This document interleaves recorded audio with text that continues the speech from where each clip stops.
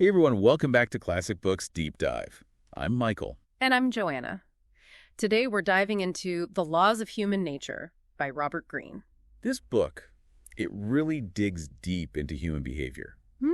Looking at the hidden motives and the irrational forces that shape our actions. Yeah, it's all about understanding ourselves and others, right? Exactly. And what's so fascinating is that Greene doesn't just, throw these ideas out there as abstract concepts. He brings them to life with all these compelling historical examples and anecdotes. Oh, absolutely. Like his analysis of Pericles, the Athenian statesman. Right. He observed, the motivations of politicians way back then. And it's amazing how these patterns still hold true today. It's like human nature never really changes. No, it doesn't. Like the hunger for power, the need for attention, the allure of money, these things can drive people to make some pretty irrational decisions. Decisions that can be chaotic and harmful. Exactly. And that leads us to one of Greene's core arguments, the power of irrationality. This idea that we're not as rational as we like to think we are. Right. We might think we're making decisions based on logic and reason, but deep down, our emotions and primal instincts are often calling the shots. It's like we have this shadow self lurking beneath the surface. That's a great way to put it. That part of us where we repress those desires and impulses that society tells us are unacceptable. And this shadow self can emerge in moments of stress or when our insecurities are triggered. Absolutely. Leading to behaviors that we later regret. Greene gives the example of conviction bias. Yeah. Yes. Where having a strong belief in something, even if it's not based on solid evidence, can make us fiercely defend that belief. It's like our conviction becomes the evidence itself. Exactly. And it blinds us to alternative perspectives or any contradictory information. Which makes us vulnerable to manipulation. Especially by those who know how to exploit our emotions and biases. Thinking about those political examples and how those same patterns play out in our own lives, it really makes you think about the importance of self-awareness. Yes. Being aware of those tendencies in ourselves and in others. It's about recognizing when our emotions are running high and taking a step back before we make a decision we might regret. Absolutely. That's a crucial skill for navigating life effectively. Greene also suggests paying attention to how people behave under pressure. Because that's when their true character and motivations often reveal themselves. Like the mask slips and we get a glimpse of what's really going on beneath the surface. It's true. We often get so caught up in projecting a certain image, maintaining that facade of rationality and control, that we miss those crucial moments. He talks about how people with very strong personalities, those who appear super confident or exceptionally nice. Oh, yeah.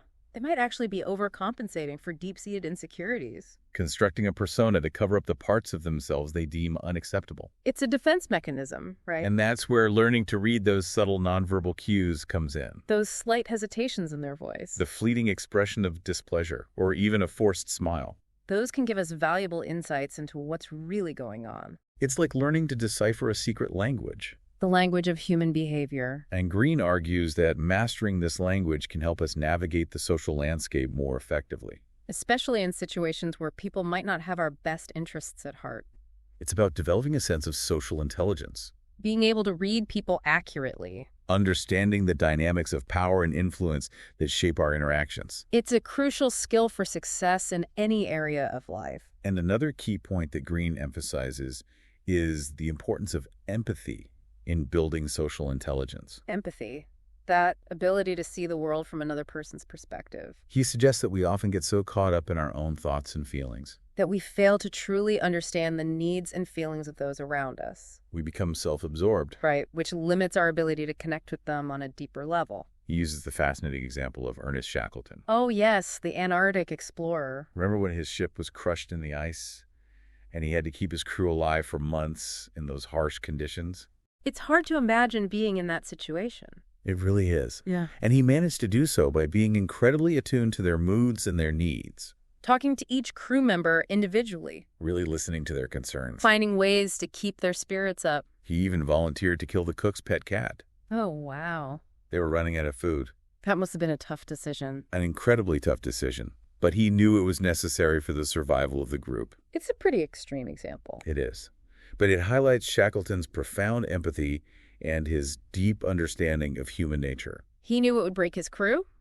What would push them to the edge, and he actively worked to prevent that from happening. He was a true leader in that sense. So Greene argues that we all have this capacity for empathy, but we have to cultivate it. Learning to direct our sensitivity outward instead of inward. And by developing empathy, we can lower people's resistance to our influence. Build stronger, more genuine relationships. It's about making that shift from self-absorption to genuine understanding. That's so crucial for effective communication and building trust. Now, moving into how these principles play out in social dynamics, Greene delves into what he calls court archetypes. Court archetypes. These are the different roles that people instinctively play in social environments to gain acceptance and status. It's like a court with the king or queen at the center. And all the courtiers vying for their favor. Greene identifies several key archetypes, each with its own set of strategies for navigating this social hierarchy. Like the jester. The jester who uses humor to entertain and amuse the court. They create a relaxed atmosphere and often deflect tension with their wit. But Greene cautions against trying to be the jester if it doesn't come naturally. There's usually only room for one jester in a court. And if you force it, you risk coming across as inauthentic or even annoying. It's always better to be genuine than to try to play a role that doesn't fit your personality. Then there's the rebel. The rebel who challenges the status quo and disrupts the court's social order. Driven by a strong sense of individuality and a desire to expose hypocrisy or injustice. They can be charismatic and inspiring. But they can also be seen as threats to those in power. That's true. And Greene points out that rebelling too overtly can be dangerous, especially in a hierarchical environment.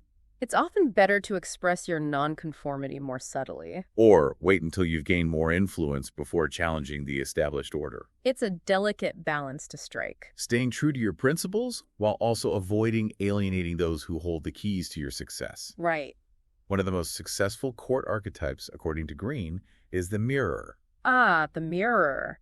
Incredibly skilled at reflecting back to people their own moods and ideas. Making them feel understood and validated. They're masters of empathy. Tailoring their behavior to each individual they encounter. They're not necessarily being fake or manipulative. They're just very adept at understanding what makes people tick. What their emotional needs are. Giving them what they need. Exactly. And because they make others feel so good about themselves. Mirrors tend to be well-liked and trusted. Which gives them considerable influence within the social hierarchy. Greene's analysis of these court archetypes is really insightful. It helps us understand the dynamics of social interactions. And why certain people rise to the top while others struggle to get ahead. It encourages us to be more self-aware of the roles we play in different social contexts. How our behavior impacts our relationships. And our overall success. So much to think about. Definitely. A lot to unpack. It's fascinating stuff. Really is. This is just the tip of the iceberg. We've got a lot more to explore in the laws of human nature. So stick with us. We'll be right back after a short break. Sounds good. Welcome back. So we were talking about social dynamics and how Greene delves into these fascinating court archetypes. Yeah, these roles people play to gain acceptance and status.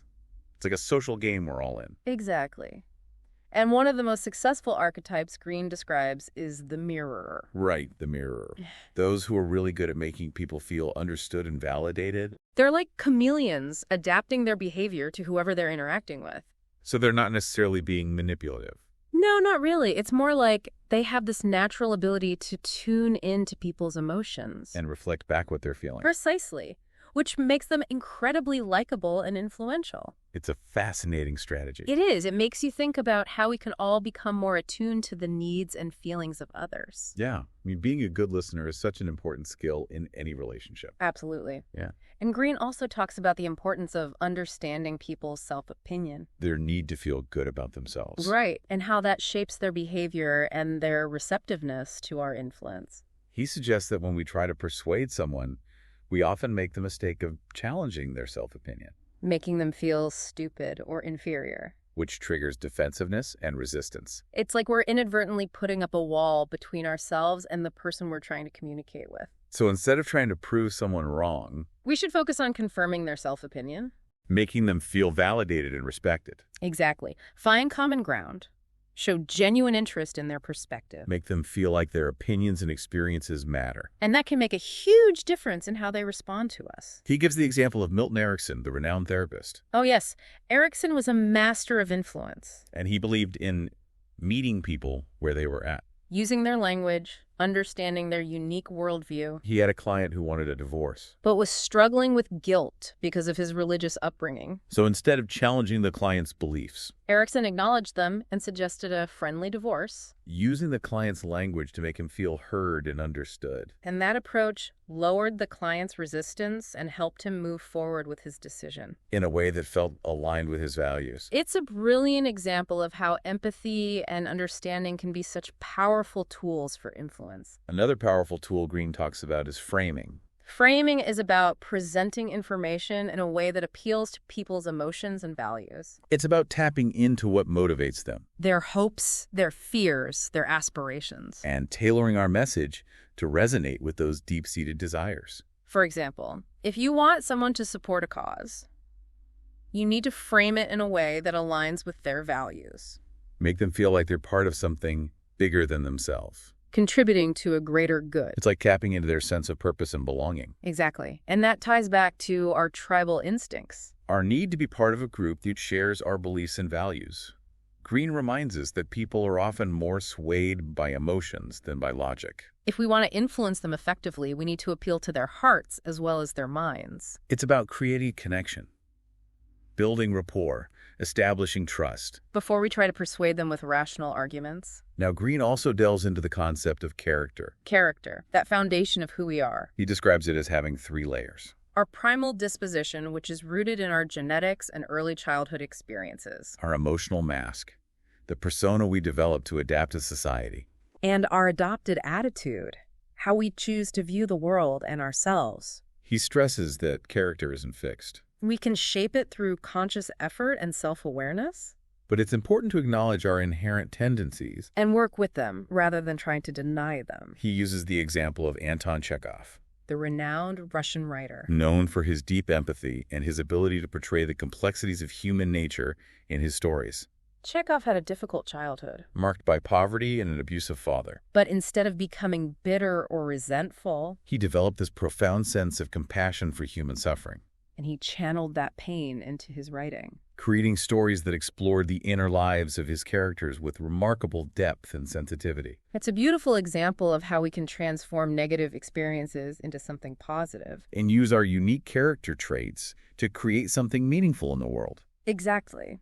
Our experiences shape who we are, but we have the power to choose how we respond to them. Greene encourages us to examine our own character. Identify our strengths and weaknesses. And use that self-knowledge to become more effective in our interactions with others. It's about understanding the patterns in our behavior, The decisions we tend to make. the ways we react to challenges. The masks we wear to protect ourselves. By recognizing these patterns, we can make more conscious choices. Break free from negative cycles. Create a life that aligns with our values and aspirations.